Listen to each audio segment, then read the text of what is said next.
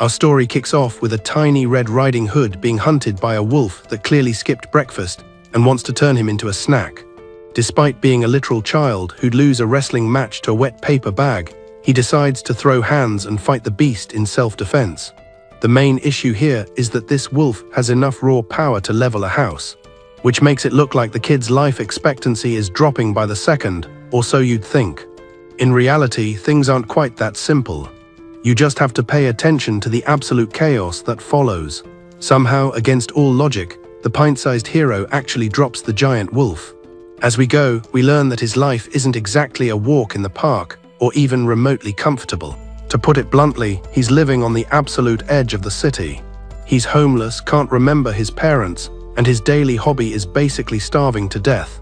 His daily grind is brutal, but he's still got this weird itch to move up in the world and find a better life.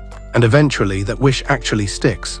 The kid finally stops feeling like his stomach is eating itself and ditches his miserable past. He starts living a life that most people would actually call normal and peaceful. His name is Hajime, the star of our show, and he seems to be on good terms with everyone in this cozy little town. He even takes a second to check on an old lady who's kneeling right in front of him. She tells him she's feeling way better, all thanks to those medicinal weeds he tossed her way. There's no cap here, just look at how smoothly our main guy maneuvers around. He tells her she needs to watch her step. But the lady just wants to thank him for being the only useful person to arrive in this middle-of-nowhere town. Even so, he's been a massive help to everyone living there. See, while there's work for adventurers, most of them are just loud, obnoxious, and way too fond of hitting things. Hajime is actually polite, which leads the old woman to joke that she's going to set him up with some pretty girl soon.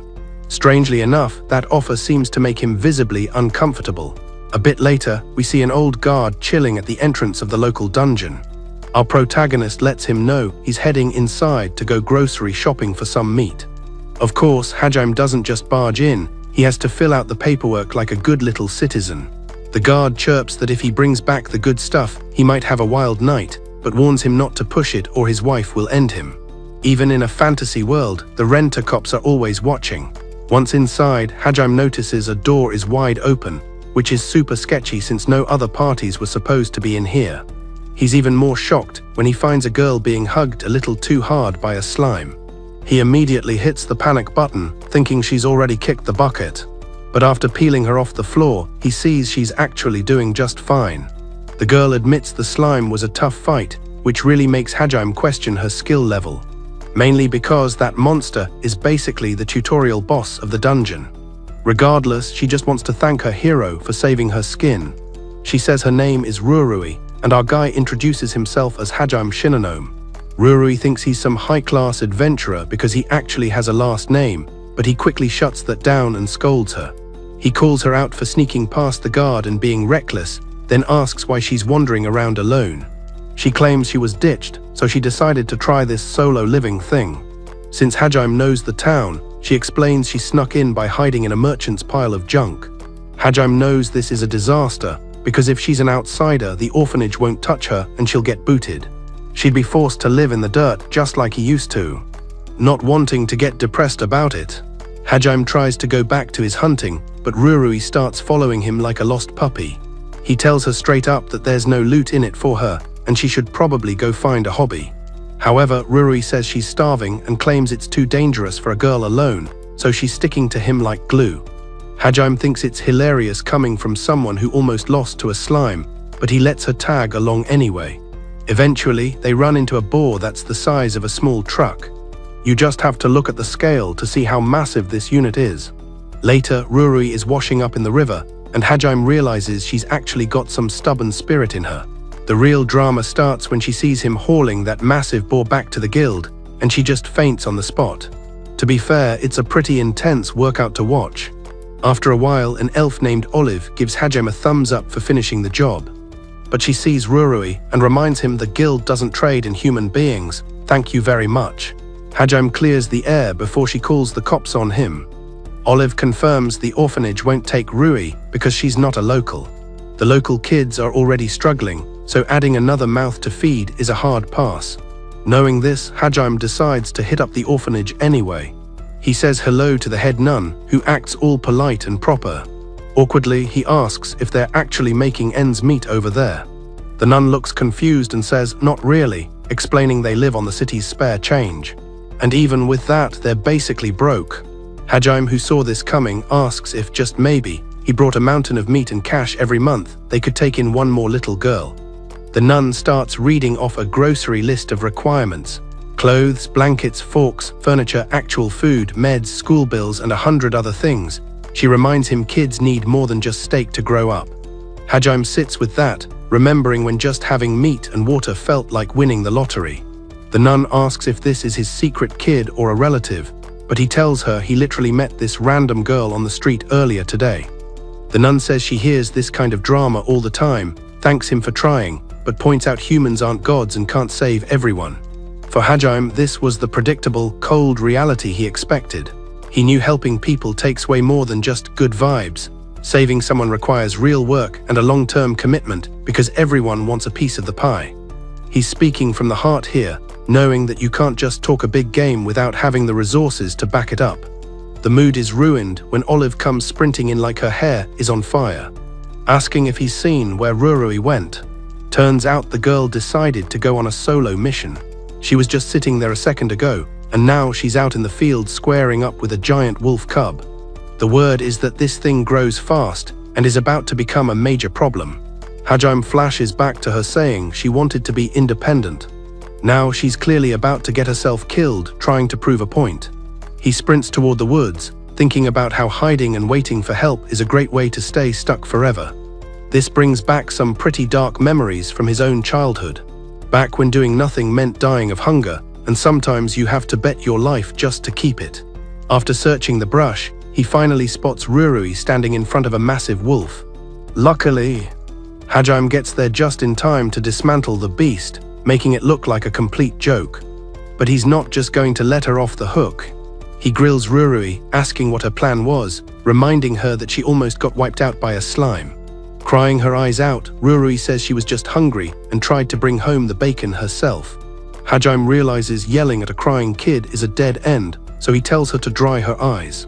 He tells her she can be his partner, but she needs to learn how to actually survive without being a liability. He says they'll share the meat with the town to show they're actually part of the team. At this, Rui just loses it and cries harder, totally overwhelmed that someone like Hajime actually stepped up for her. That night, while the town is feasting, Olive is shocked that Hajime actually took the girl under his wing. He knows he's got to be tough on her, so she grows up and stops doing stupid things in the name of survival. Still, he gets a bit salty when he sees Rurui already ate the best cut of the meat. In the middle of the night, a panicked Rurui wakes Hajime up from a deep sleep. For no logical reason, she's suddenly much taller than she was. By breakfast, she's back to normal, leaving them both wondering if they're hallucinating or just tired. Hajime mentions the weird growth spurt to Olive at the guild. He also starts saying some wild stuff just to mess with the receptionist, and it totally works.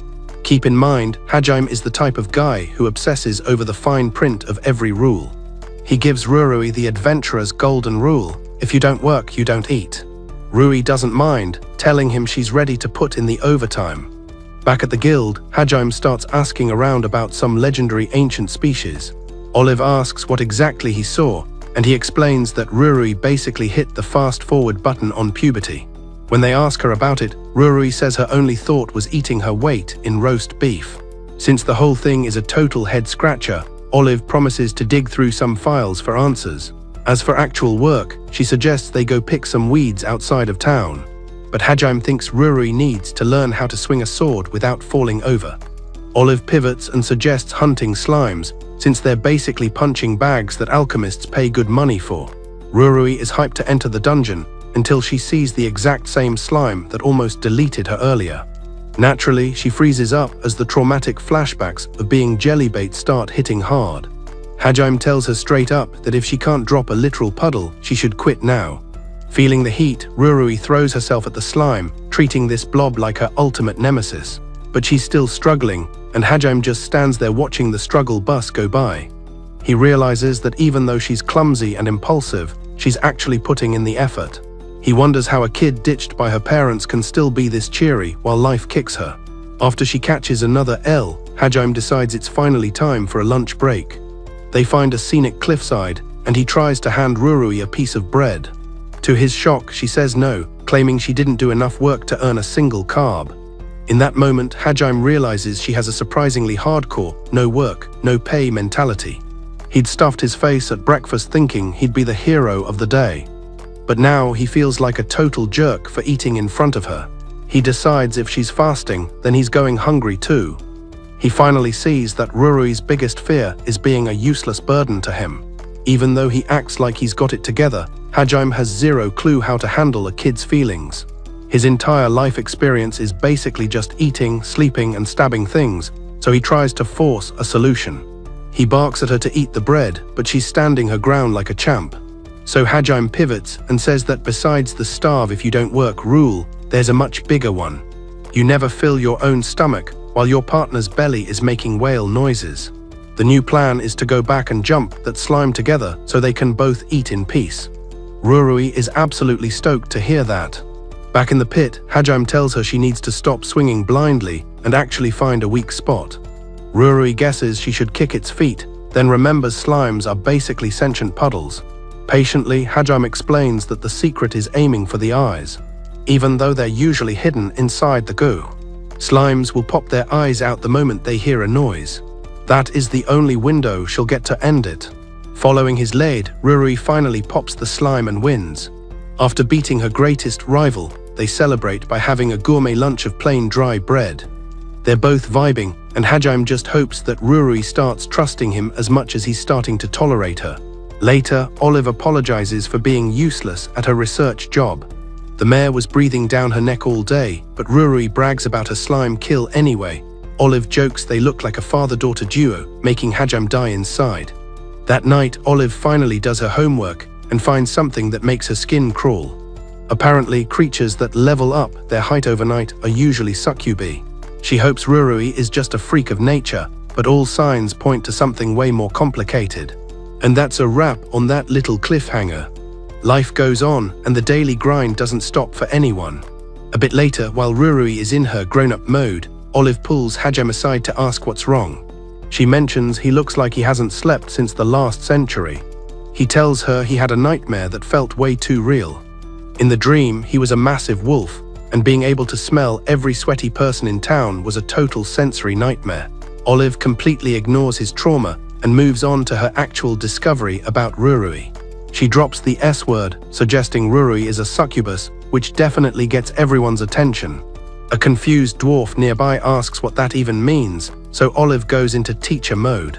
She explains that it's all tied back to ancient bloodlines. To get it, you first have to understand the basic species list of this world. First, you've got humans. They have the durability of a wet taco, but they're pretty smart. Then you have the beastmen, who are basically all muscle and vibes with very little going on upstairs. Dwarves are also in the mix, known for building cool stuff and being incredibly annoying to argue with. These four groups are the main humanoids, even if they all hate each other's guts. But sometimes you get the weird outliers, like vampires, werewolves, or mermaids. These people are born with legacy, DNA from species that should have stayed extinct. That's exactly what she's getting at. These are ancestral species, which is the category Rurui fits into. Most people still look blankly at her, admitting the whole science lesson went over their heads. Basically, they're super rare, mythological unicorns of the monster world. Olive tells them to imagine something impossible, like a fairy showing up at an elf party. Yeah, exactly that kind of fairy. That's the level of special we're talking about here. Hajime wonders if the dwarf has even processed a single word she said. Olive claims she's right and says the only way to be sure is to compare Rurui to another succubus. She knows one, but she also knows that meeting her is usually a one-way trip to a headache. A few days roll by.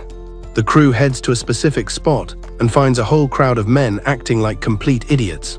They're all drooling over this one woman who looks way too high tier for this location. One guy tries to buy some of her time with cash because men never change. But Veronica isn't the type to be polite about it. Veronica laughs in his face, telling him his life savings are basically pocket lint to her. She tells him he can't even afford 30 minutes, then jokes that 30 minutes is plenty if he actually knew what he was doing, though she'd rather watch paint dry than spend it with him. The guy gets his feelings hurt, calls her a snob and tries to start a fight. Veronica points out he's just a level 1 tourist who doesn't even belong in this city. She blocks his swing without even looking and hits him so hard his ancestors felt it. Ironically, being a total boss just makes the guys around her fall in love even harder. She then mentions there's another businesswoman in town trying to cut into her profits, and apparently someone tried to steal her regular clients. That was probably what they were arguing about before things got violent. Veronica complains that beastmen have the memory of a goldfish and hits the guy again just for good measure. The guy flees in terror, and she takes his seat like she owns the place, leaving the bar in total silence.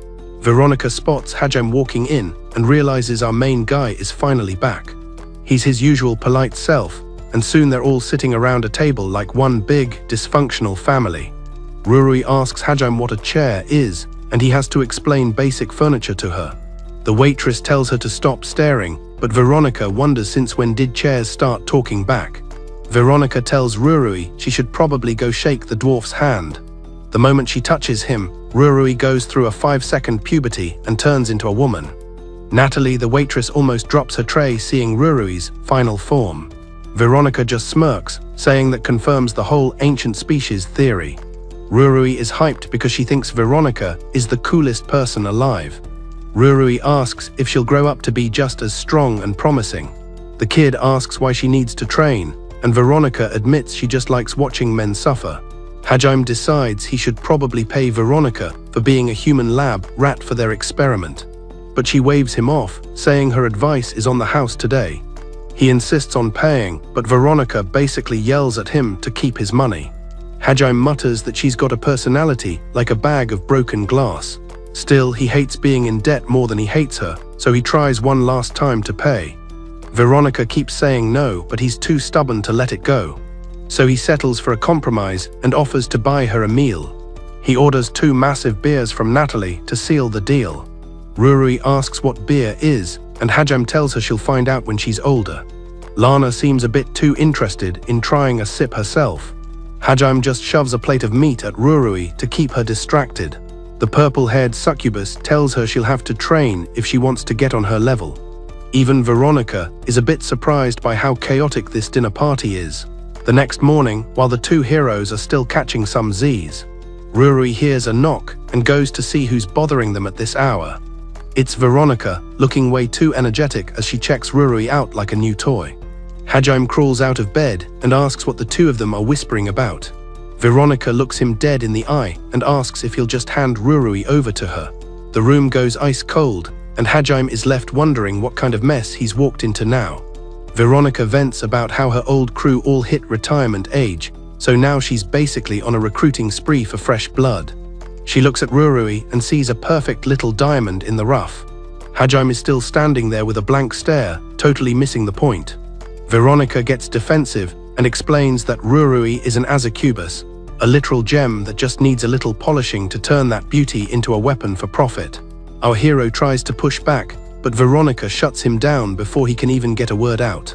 She snidely points out that the 2 of them seem real close. Hajime fires back that honestly, they don't even like each other that much. Those words hit poor Rurui like a freight train, leaving her visibly crushed. Veronica sees her trap springing perfectly and doubles down, joking about how she thought they were a match made in heaven. Hajime panics and tries to backtrack, swearing it's nothing even remotely like that. Not even if it were a joke. But his explanation just digs the hole deeper, stabbing Rurui right in her feelings. Veronica smells blood in the water and tells him that if he just takes the dwarf, he can go back to being a lonely, edgy adventurer. She even pokes the bear a bit, asking him if he's going to cry like a baby once Rurui is gone. Being a total amateur at social cues, Hajime overreacts and screams that he definitely won't be shedding any tears. In fact, he claims Rurui would probably be way more useful if she stayed far away from him. The words are barely out of his mouth before he realizes he just said something monumentally stupid. Because of his big mouth, the girl starts drifting away, looking like her world just ended. Veronica is actually shocked by how dense he is, but figures that's just how the genius brain works sometimes. Without missing a beat, she decides to take Rurui under her wing. It's honestly impressive how Veronica played him like a cheap fiddle. Hajime is stuck on loop, trying to process why he's such an idiot and what just happened. He's completely lost in his own lack of emotional intelligence. The next day, the squad heads back into the dungeon to farm some glow-in-the-dark rocks. Hajime tells Rurui to stay close so she doesn't get lost, but she looks like a hollow shell after yesterday's roasting. And let's be real, he's the one who broke her. He continues to play the clueless guy card with zero sensitivity. He asks her what's the matter, acting like he didn't just crush her spirit. Rurui just sighs, feeling like she's nothing but a burden to the team. He immediately tries to deny it, but the damage is already done. Veronica jumps in to stir the pot, telling Rurui that Hajime is only saying that to be nice because he pities her. The little guy tells Hajime that the purple-haired lady is just trying to get under Rurui's skin because she's jealous and wants to steal her secrets. He then asks Hajime who he even is. Since nobody bothered to introduce him, Veronica spends the dungeon walk telling Rurui her life story and how she started her business. Hajime starts wondering if any of her sob story is actually true. Veronica seems dead set on kidnapping the dwarf for her own shop, even though she knows Rurui is technically supposed to make her own choices. Suddenly, they warn everyone about a trap waiting for them just a few steps ahead. Even though she could have helped Rurui avoid it, Veronica grabs her and pulls her straight into the mess. The two vanish, and Hajime tries to trigger the trap again to find them, but the mechanism is dead. The blonde girl asks if there are monsters left, and Hajime reminds her there are 12 floors, and they definitely haven't cleared the basement yet. He's worried that if the trap dumped them in the wrong spot, Veronica might be surrounded by hungry mobs, which would be a total death sentence for them. The blonde guy suggests checking the upper floors first, since it's less likely to result in them becoming lunch. If they're on the high levels, they should be able to hold their own. Hajime apologizes for being slow on the draw, admitting it's eating at him. The assistant asks for his name since they're partners now, and he tells her to just call him Pig. He actually seems into the nickname, which is a weird flex but okay. It's also pretty obvious he's fine with being Veronica's literal footstool. Meanwhile, Rurui tries to act tough and tells Veronica to stay behind her, even though she's clearly shaking in her boots. Veronica can tell she's absolutely terrified of the dark corners of the dungeon and teases her for it. Rurui apologizes for being a mess, but she pinky promises to protect her anyway. The purple-haired lady asks if she's scared, and Rurui lies, saying a real adventurer doesn't let fear take the wheel. She adds that fear just makes your brain freeze up, which is pretty useless in a fight. Veronica wonders if she learned that speech from Hajime. If so, maybe the guy isn't a total loss as a teacher. Rurui keeps preaching about cool-headedness and decision-making. But the second a real monster shows up, she turns into a human popsicle from pure terror. Still, this was exactly what Veronica wanted to see. With one heavy-handed strike, she sends the creature straight to the afterlife. Rurui is wide-eyed, telling Veronica she's incredible. Veronica just scoffs, saying looks aren't the only thing she's got going for her. Then she calls out Rurui for freezing up like a deer in headlights. The dwarf tries to save face and says she wasn't scared at all, marching forward like she's got it under control. 5 seconds later, she comes screaming back, completely losing her mind over what she saw. Veronica tells her to zip it, because screaming is basically a dinner bell for monsters. Rurui can't help the shakes, but Veronica reminds her that if she wants the job, she's got to handle the heat. That pep talk actually works, and the dwarf starts to get her legs back under her.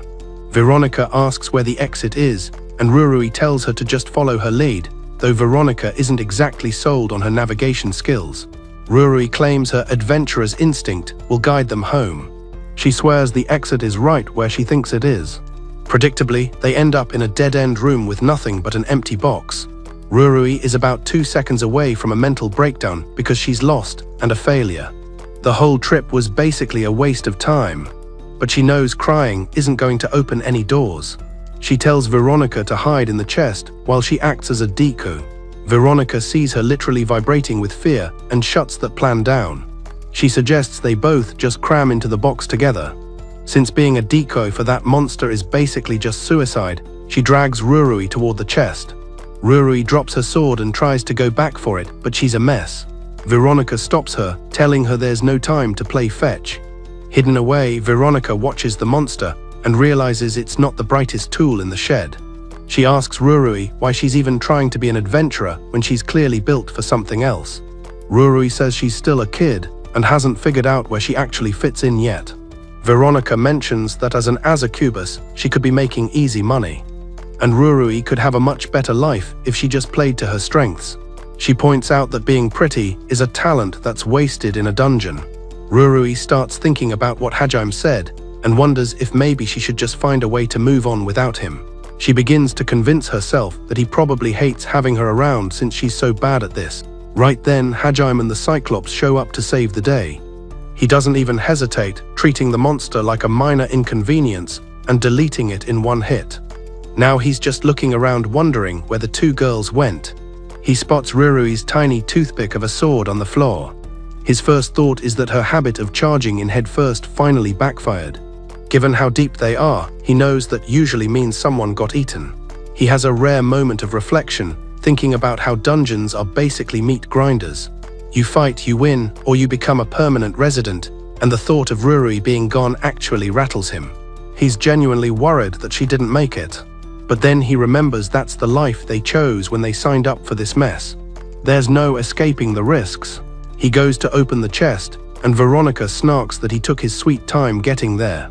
Rurui is fighting back tears, half from relief and half from the absolute nightmare she just lived through. But she swallows it down. She wants to prove she's a real adventurer with nerves of steel. Hajime actually breaks into a grin, and they all get back to work gathering the rest of the shiny rocks.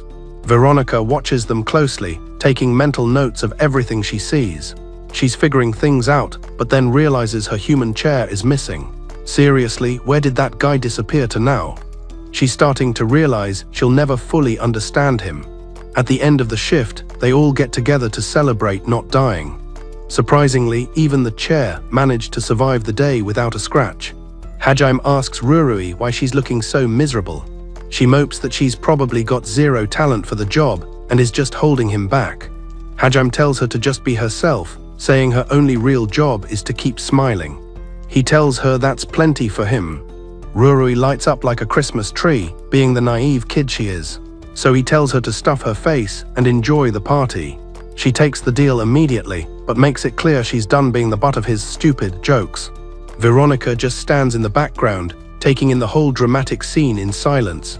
In a surprising twist, the dwarf actually turns down the fancy job offer to stay put.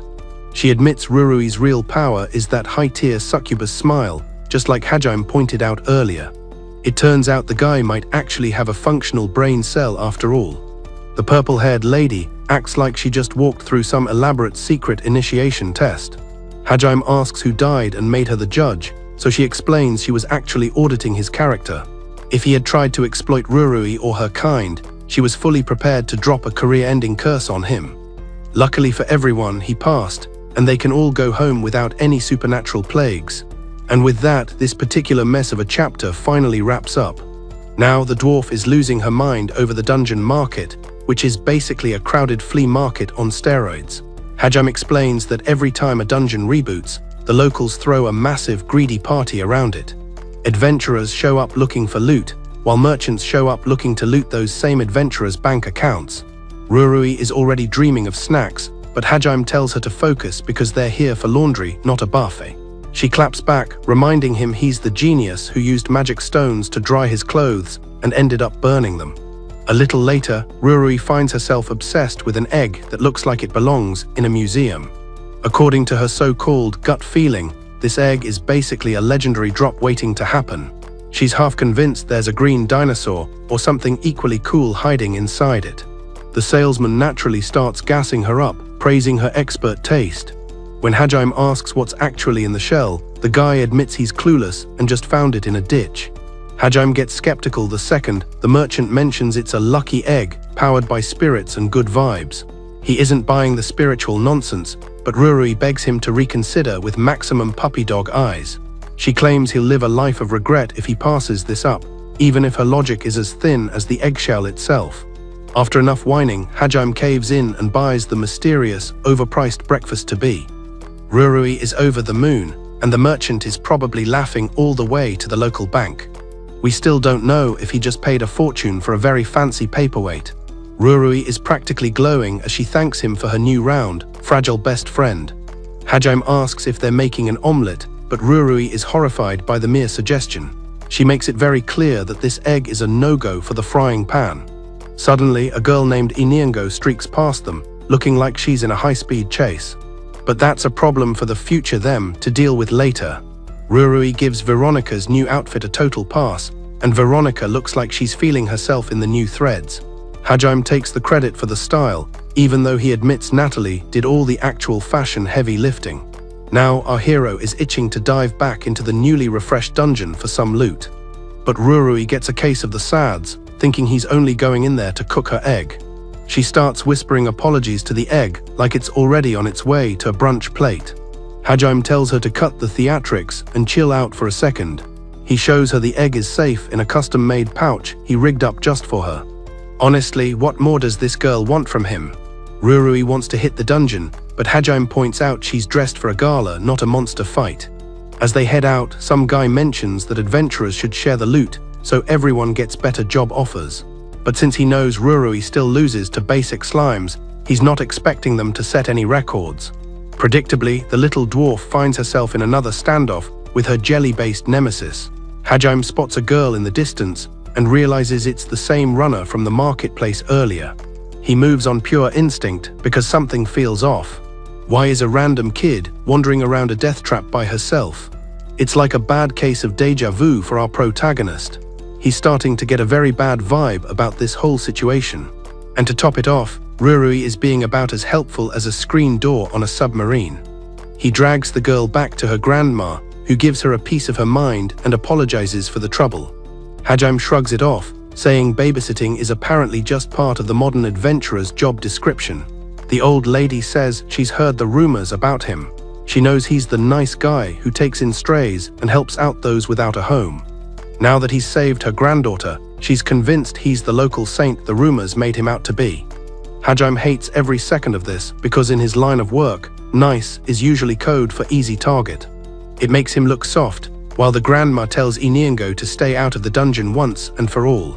She laments that she's got nothing left for the girl and blames herself for being too soft after the parents died. Monsters wiped out the family, so grandma isn't exactly keen on sending the kid back for round 2. She's terrified the girl will end up as a monster's afternoon snack. She says the kid can only go if a strong, responsible adult is there to hold her hand. Hajime looks her in the eye and basically says, "Don't look at me, I'm busy." Naturally, he follows the girl anyway, finding her watching some dwarf blacksmith's work. She's mesmerized by them hammering away with nothing but raw muscle and pure spite. Rurui is standing right there with her, equally obsessed with the fire. Inigo points out the fire spirits dancing in the forge, which is how the dwarves get the job done. She confesses her big dream is to get buff and become a pro at the forge herself. Rurui suggests she wait until she's at least tall enough to reach the anvil, but the kid says she's on a clock. She's worried her grandma won't be around much longer and wants her to see her succeed before she goes. This hits Rurui right in the feels because it reminds her of her own struggle with Hajime. She decides they're basically soul sisters and asks Hajime if she can help the kid out. The girl is shocked and grateful, acting like she just won the lottery. They corner Hajime, and before he can say no for the 10th time, he caves and says he'll be their guide, as long as the kid never sneaks in alone again. It's a dangerous place, and it's a miracle they haven't been eaten yet, but they start partying anyway. The new squad enters the dungeon together, ready to take on the biggest baddie on the first floor. That's right, it's the return of the basic slime. Against all odds, their combined power actually results in a win. Hajime is glad Rurui finally has a friend, even if he's a little confused by her social choices. He knows she needs this win more than anyone else in the group. But while they're celebrating, a couple of morons lure a pack of giant boars right toward them. Things get lethal fast, and Hajime yells for everyone to hit the deck. Inigo freezes up right in the path of the stampede like a target. Hajime teleports in and snatches her up just before she gets flattened. Once they're safe, Inigo looks at Hajime like he's a literal god. This makes Rurui incredibly salty, and the group vibe becomes extremely awkward. Then, a dreamlike sequence shows Rurui taking down a cyclops with fire magic. When she wakes up, she's not even mad about her reality versus the dream. She feels a new spark inside her and begs Hajime to teach her the ways of magic. He thinks she's probably hallucinating, but he agrees to look into it anyway. Natalie suggests they go find out what kind of spiritual mojo Rurui is packing. With a nun in tow, they head into the deep woods for Rurui's official hero trial. She wanders in alone, dodges some creepers, and meets a giant turtle that looks older than time. The turtle gives her a spiritual tattoo and lets her pass back to the group. The nun explains that Rurui just got a rare blessing from the water spirits, allowing her to cast spells without any tools. Hyped on her new power, Rurui runs straight back to the dungeon to test her luck. She squares up with the slime again, showing some new moves and plenty of heart. But the fight still ends with her on the floor, because some things just never change. The chapter ends with everyone agreeing that Rurui is finally more than just a pretty face.